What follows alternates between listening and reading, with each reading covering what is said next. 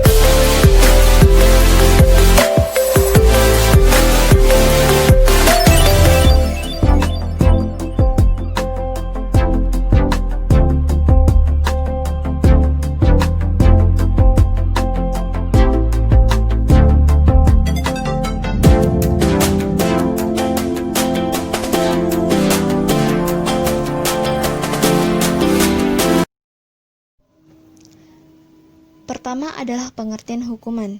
Menurut Kamus Bahasa Indonesia karangan S. Wojowasito, hukuman berarti siksaan atau pembalasan kejahatan, atau biasa disebut dengan kesalahan dosa. Adapun menurut Abdul Qadir Audah, hukuman adalah pembalasan yang ditetapkan untuk memelihara kepentingan masyarakat, karena adanya pelanggaran atas ketentuan-ketentuan syara.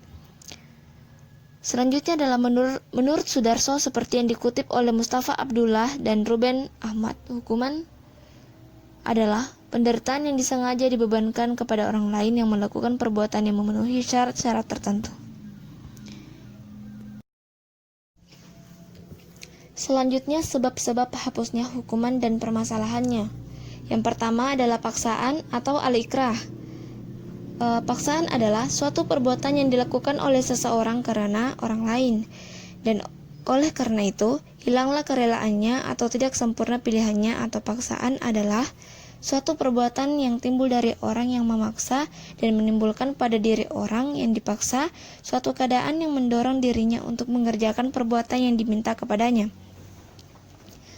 Atau paksaan adalah ancaman oleh seseorang atas orang lain dengan sesuatu yang tidak disenangi untuk mengerjakan sesuatu sehingga karenanya hilang kerelaannya.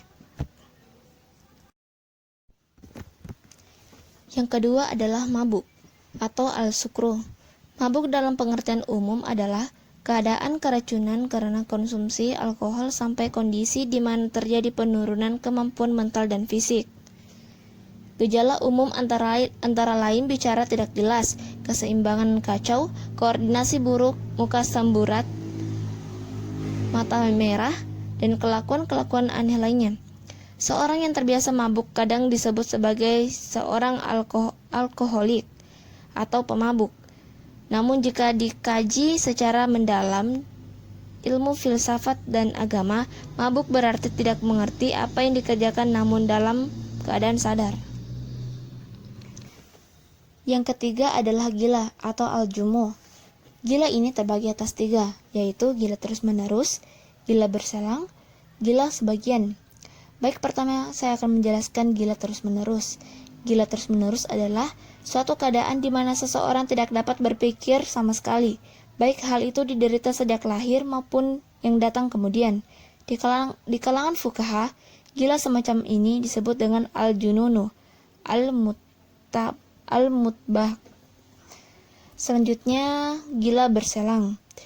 Gila berselang ini adalah orang yang terkena penyakit gila berselang, tidak dapat berpikir tetapi tidak terus-menerus. Selanjutnya, gila sebagian.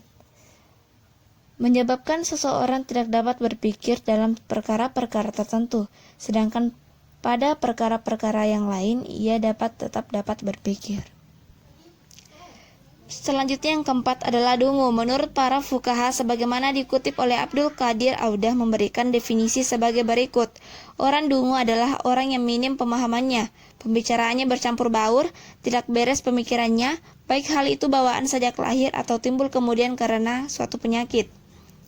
Dapat dipahami bahwa dungu merupakan tingkatan gila yang paling rendah, dan dungu biasa dikatakan berbeda dengan gila. karena hanya mengakibatkan lemahnya berpikir, bukan menghilangkannya. Sedangkan gila mengakibatkan hilangnya atau kacaunya kekuatan berpikir.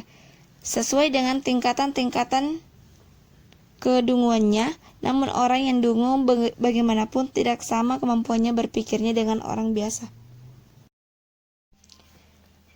Selanjutnya, tuli dan bisu. Tuli adalah kondisi fisik yang ditandai dengan penurunan atau ketidakmampuan seseorang untuk mendengarkan suara. Sedangkan bisu adalah ketidakmampuan seseorang untuk berbicara. Bisu disebabkan oleh gangguan pada organ-organ seperti tenggorokan, pita suara, paru-paru, mulut, lidah, dan sebagainya. Bisu umumnya diasosiasikan dengan tuli. Selanjutnya adalah gerakan tidur, di mana suatu keadaan tidak sadar di mana persepsi dan reaksi individu terhadap lingkungan menurun atau hilang, dapat dibangunkan kembali dengan indera atau rancangan yang cukup. Selanjutnya, hipnotis. Hipnotis adalah salah satu ilmu yang digunakan untuk bermain dengan alam bawah sadar. Setelah seseorang memasuki alam bawah sadarnya, kita bisa menanamkan sugesti tertentu dalam pikiran mereka dan membuat mereka melakukan hal-hal yang kita perintahkan. Selanjutnya, di bawah umur. Menurut syariat Islam, pertanggungjawaban pidana didasarkan atas dua perkara, yakni kekuatan berpikir dan pilihan atau iradah dan ikhtiar. Oleh karena itu, kedudukan anak kecil berbeda-beda menurut perbedaan masa yang dilalui hidupnya, melalui dari kelahiran sampai masa memiliki kedua perkara tersebut. Selanjutnya, syarat-syarat hapusnya hukuman. Yang pertama adalah meninggalnya si pembuat jarimah. Hukuman mati yang ditetapkan kepada si pelaku menjadi batal pelaksanaannya bila si pelakunya meninggal. Namun hukuman yang berupa harta seperti denda, diat.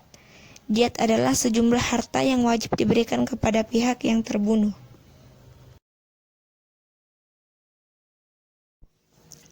Yang kedua adalah hilangnya anggota badan yang akan dijatuhi hukuman. Dalam kasus jarimah qisas, Al-Jurnani adalah yang mengenakan sebuah tindakan sanksi hukum kepada pelaku persis seperti tindakan yang dilakukan oleh pelaku tersebut. Hukuman berpindah kepada hukuman diat.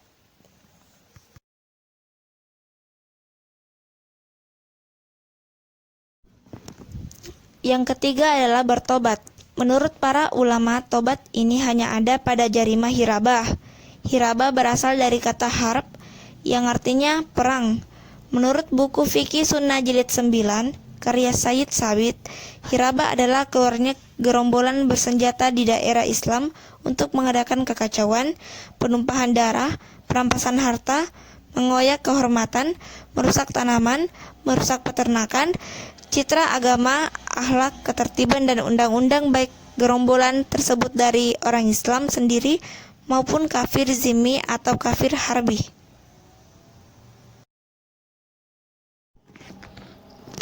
Yang keempat adalah korban dalam hal masih hidup dan wali ahli waris. Dalam hal korban mati, memanfaatkannya dalam kisah diat ataupun ulul amri dalam kasus takzir yang berkaitan dengan hak perseorangan.